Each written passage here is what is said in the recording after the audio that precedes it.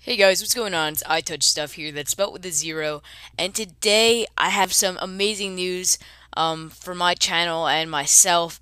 I am now a YouTube partner, and I'm literally bursting with joy. I know you can't see the expression on my face, but literally, thank you guys so much. I know you hear this all the time in all those other partner videos, partnership updates. But yes, really, thank you guys so much. I'm now a YouTube partner, so now you'll see ads in my videos. I know it might get annoying, but it does help me out a lot. So, I'm a partner. You'll see my banner come up in a little bit. I have to still make it. I'm halfway through.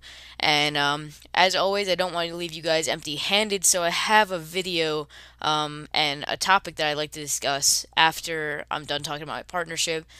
So basically, guys, thanks. I couldn't have done it without you. I have 300 something subscribers. I don't know how YouTube accepted me at all.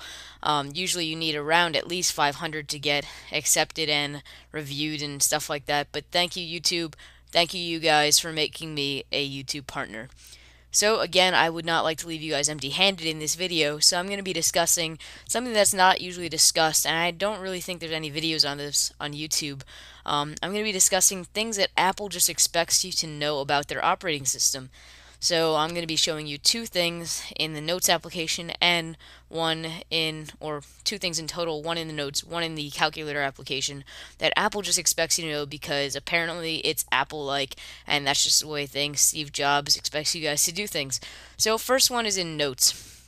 Now I figured this out because my dad was in an Apple store one day, and he always wanted to know if you can set an event from Notes, and so he asked a genius, a bar guy, or an Apple genius, whatever you like to call them. He said, no, that is not possible. So my dad went and started fiddling around with this, and he discovered a way to create an event through Notes. So say you want to buy eggs in the morning. So you just type buy eggs, and say you want to say the at sign or whatever, at, and then you type in your time. So type in whatever time you want to set this event for. So say it's 10:30, so 10:30, and then the PM or AM, depending on what time you want to buy it at night. I don't know who goes to buy eggs at 10:30 at night, but maybe some of you do.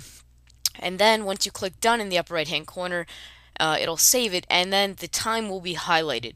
So now you can go ahead and click on this brown text, and there you go. You can create a new event. So then you can go ahead, click create event, and it'll bring you to the calendar, and boom, that's basically how you create an event in the Notes application. One thing that just Apple sort of expects you to know, it's not in any of the books, and even the Apple Genius Guy didn't even know how to do it. So next thing is within the calculator application, and again, my dad found this out, so thank you, Dad.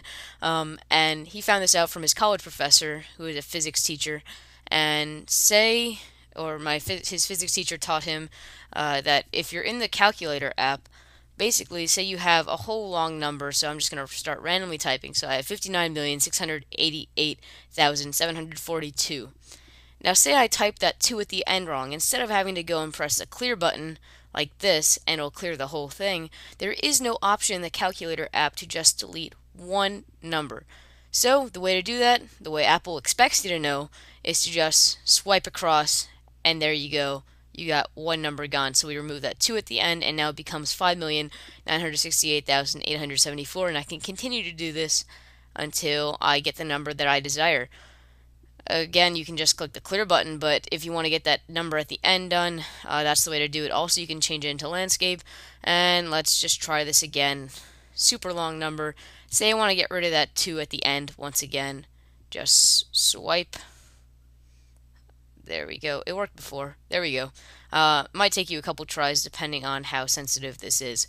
But there you go. The last thing that Apple expects you to know is to swipe across this screen up here to remove the last number. I don't know, it's weird. It's not in any of the books.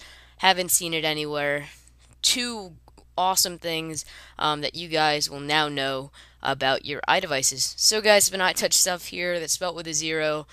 Thank you guys so very much for making me a YouTube partner. You'll see that banner come up in about an hour or so, maybe less. And thanks, guys. Thank you.